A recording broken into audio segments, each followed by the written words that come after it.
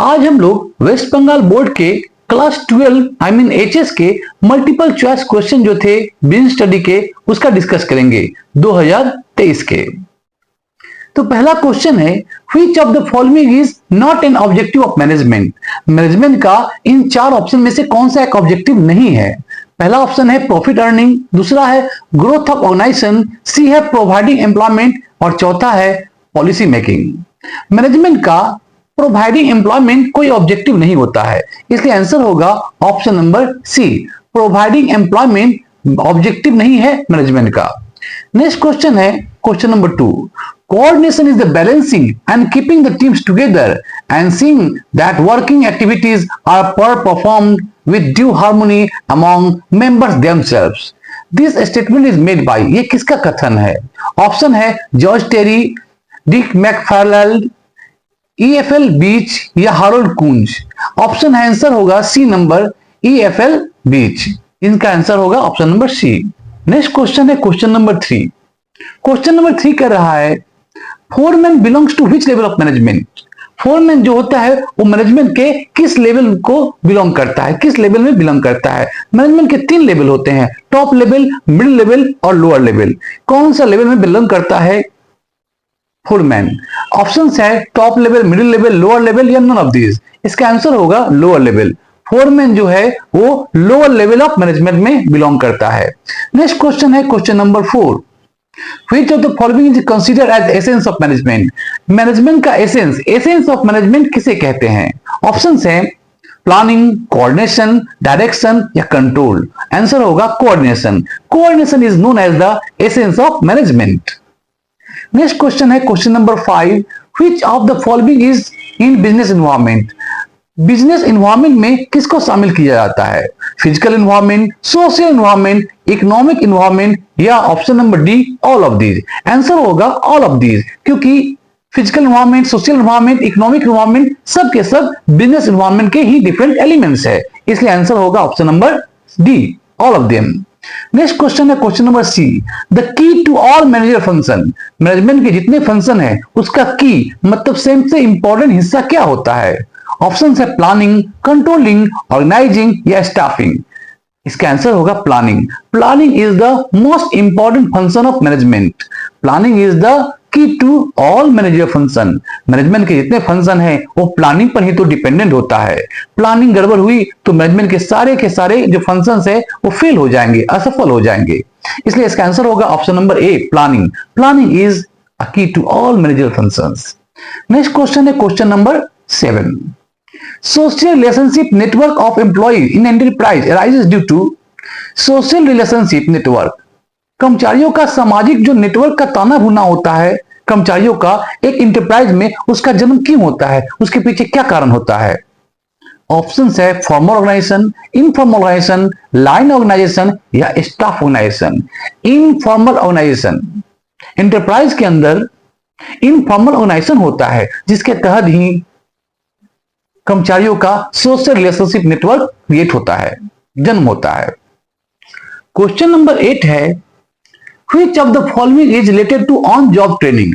On job training का in 4 option में से कौन सा एक एग्जांपल है।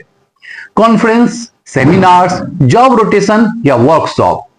तो आंसर होगा जॉब रोटेशन। जॉब रोटेशन जो है वो एक एग्जांपल है ऑन द जॉब ट्रेनिंग का। नेक्स्ट क्वेश्चन है Whose statement is given below? नीचे जो दिया हुआ स्टेटमेंट है वो किसका है। स्टेटमेंट पहले पढ़ लेते हैं हम लोग। Staffing is the process by which manager select, train, promote and retired subordinate. Staffing एक प्रक्रिया है जिसके द्वारा मैनेजर सिलेक्ट करता है, ट्रेनिंग देता है, प्रमोट करता है और अपने जूनियर को, सबऑर्डिनेट को रिटायर करता है। ऑप्शंस है थियो हेमन, डब्ल्यू हैंस, अर्मिस्ट डैल या जेल मैसी। कौन सा आंसर सही है। ऑप्शन होगा आंसर डी ऑप्शन सही है। जेल मेसी का ही ये कहना था staffing is the process by which manager select, train, promote and retire subordinates. Next question है which of the following is not a financial incentive. Bonus, basic pay, motivation और commission, इन चारों option में से कौन सा एक फाइनेंशियल इंसेंटिव नहीं होता है। आंसर होगा मोटिवेशन। मोटिवेशन जो है वो एक फाइनेंशियल इंसेंटिव नहीं है। नेक्स्ट क्वेश्चन है dash is a barrier of communication. इनमें से चार ऑप्शन में से कौन सा एक बैरियर ऑफ कम्युनिकेशन नहीं होता है? ऑप्शन देख लेते हैं पहले। ऑप्शन है पहला लैक ऑफ अटेंशन, दूसरा है कंटिन्यूअस प्रोसेस, सी है फ्लो, डी है नन ऑफ दिस। आंसर होगा lack of attention. Lack of attention जो है वो वन ऑफ द बैरियर्स है कम्युनिकेशन का। यदि हम ध्यान से किसी की बात नहीं सुनेंगे, अटेंशन कम देंगे, तो हम कम्युनिकेट ठीक से नहीं कर पाएंगे। नेक्स्ट क्वेश्चन है question number 12। According to Koontz and O'Donnell there are dash step of control. Koontz और ऑर्डिनल के अनुसार कितने स्टेप्स होते हैं कंट्रोल के? ऑप्शन है 3, 4, 5, 6। आंसर होगा 4, बी नंबर ऑप्शन सही है। 4 स्टेप्स होते हैं कंट्रोल के according to management thinkers Koontz और ऑर्डिनल। नेक्स्ट क्वेश्चन है question number 13। A decision regarding distribution of profit to shareholder. एक डिसीजन कि शेयर होल्डर में कितना अमाउंट प्रॉफिट को डिस्ट्रीब्यूट किया जाएगा, वो डिसीजन कैसे डिसीजन कहलाती है? Financial decision, liquidity decision, dividend decision या इन्वेस्टमेंट डिसीजन? आंसर होगा डिविडेंड डिसीजन। डिविडेंड डिक्लेयर करने का डिसीजन को हम लोग डिविडेंड डिसीजन कहते हैं। नेक्स्ट क्वेश्चन है question number 14। A fixed asset should be financed by. एक फिक्स एसेट को कैसे फाइनेंस करना चाहिए, कैसे खरीदना चाहिए? ऑप्शन है short term liability, long term liability, mixture of short term and long term liability या नन ऑफ दिस। आंसर होगा long term liability. Fix asset एक लॉन्ग टर्म लायबिलिटी होती है बिजनेस के लिए, एंटरप्राइज के लिए। नेक्स्ट क्वेश्चन है question number 15। Higher debt equity ratio result in. Higher debt equity ratio क्या बताता है, क्या परिणाम दिखाता है? ऑप्शन है higher operating risk, lower operating risk, higher financial risk या लोअर फाइनेंशियल रिस्क। आंसर होगा option number C, higher financial risk. Debt equity ratio higher financial risk को डिनोट करता है, बताता है। नेक्स्ट क्वेश्चन है question number 16। Madhya Pradesh stock exchange is situated at. Madhya Pradesh का जो स्टॉक एक्सचेंज है वह कहां सिचुएटेड है? भोपाल में, इंदौर में, ग्वालियर में या जबलपुर में? आंसर होगा डी, इंदौर। इंदौर में सिचुएटेड है मध्य प्रदेश का स्टॉक एक्सचेंज। नेक्स्ट क्वेश्चन है question number 17। Clearing and settlement operation of NSE, national stock exchange का जो क्लियरिंग और सेटलमेंट ऑपरेशन है वो कौन कैरी आउट करता है? ऑप्शन है एसबीआई, एनएससीसीएल, आरबीआई या एनएसडीएल। आंसर होगा बी नंबर, एनएससीसीएल। यही नेशनल स्टॉक एक्सचेंज का जो क्लियरिंग और सेटलमेंट ऑपरेशन है उसको एग्जीक्यूट करता है। नेक्स्ट क्वेश्चन है question number 18। Which of the following are minimum and maximum terms of certificate of deposit.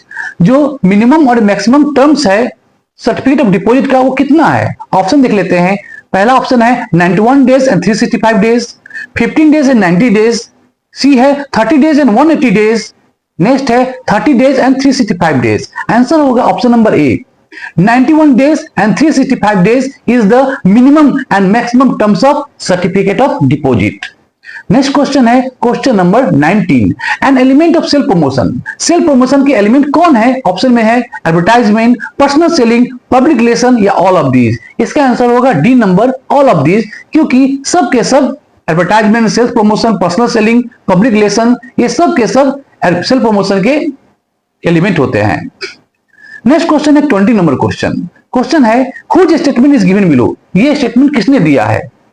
Marketing is a total system of interacting business activities designed to plan, promote and distributing one satisfying products and services to present the potential customers। ये statement किसका है, ये कथन किसका है, यही question है। Option देख लेते हैं। पहला ऑप्शन है सीई इलरिज, दूसरा है पीटर ड्रकर, सी है विलियम स्टैंटन या डी है थैंडर लेविट। आंसर होगा विलियम स्टैंटन। विलियम स्टैंटन जो है सी नंबर ऑप्शन वो करेक्ट है, उन्हीं का ये कथन है।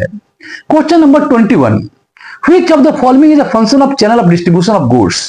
इनमें से क्या channel of distribution of goods का एक फंक्शन है?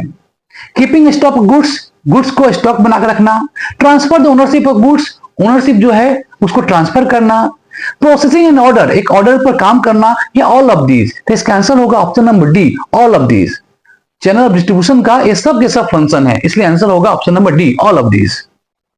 अब हम लोग बात करेंगे क्वेश्चन नंबर 22 का। 22 नंबर क्वेश्चन है, chairman of national consumer redressal commission can be. एक जो चेयरमैन होता है नेशनल कंज्यूमर रिड्रेसल कमीशन का, वो कौन हो सकता है?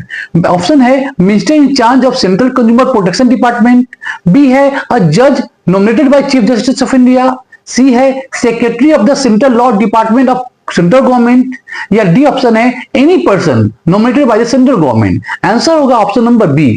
बी नंबर ऑप्शन है वो सही है, अ जज nominated by chief justice of India, वो जो है नेशनल कंज्यूमर रिलेशन कमीशन का चेयरमैन हो सकता है। नेक्स्ट क्वेश्चन है question number 23। What is the tenure of office of the members of national consumer relation commission. जो मेंबर्स होते हैं नेशनल कंज्यूमर रिलेशन कमीशन के, उनका कितना दिन का कार्यकाल होता है? What is the tenure of the office? Options है 3 years and 60 years of age, whichever is earlier. B है 3 years and 62 years of age, whichever is earlier. C option है 5 years and 65 years of age, whichever is earlier. या option number D है 5 years and 70 years of age, whichever is earlier. Answer होगा option number D, 5 years and 70 years of age, whichever is earlier. Next question है question number 24। An appeal can be filed within dash days in the state consumer relation commission against the order of the district consumer court। एक district consumer court के जो order है उसके खिलाफ जाकर के हम स्टेट कंज्यूमर रिलेशन कमीशन में कितने दिन के अंदर अपील कर सकते हैं? आंसर होगा 30 डेज। ऑप्शन देख लेते हैं, ऑप्शन थे 30 डेज, 45 डेज, 60 डेज और 90 डेज। इसमें आंसर होगा ऑप्शन नंबर ए 30 डेज। 30 दिनों के अंदर हमें अपील करना, फाइल करना पड़ता है, एक अपील को फाइल करना पड़ता है स्टेट कंज्यूमर रिलेशन कमीशन में, यदि हम खुश नहीं है, हैप्पी नहीं है with the order of the district consumer court. तो आज हम लोगों ने 2023 के जो मल्टीपल क्वेश्चन आए थे बिजनेस स्टडी के, उसको डिस्कस किए क्लास 12 का। आशा करता हूं इस क्वेश्चन के द्वारा आपको चैप्टर्स को एक बार फिर से समझने में आसानी हुई होगी। हमारे इस वीडियो को आप लाइक कीजिए, फॉलो कीजिए और शेयर कीजिए, और हमारे चैनल को सब्सक्राइब जरूर कीजिए, ताकि ऐसे वीडियो हम लोग नए नए लाते रहें जो कि एजुकेटिव होते हैं। थैंक यू, धन्यवाद, जय हिंद।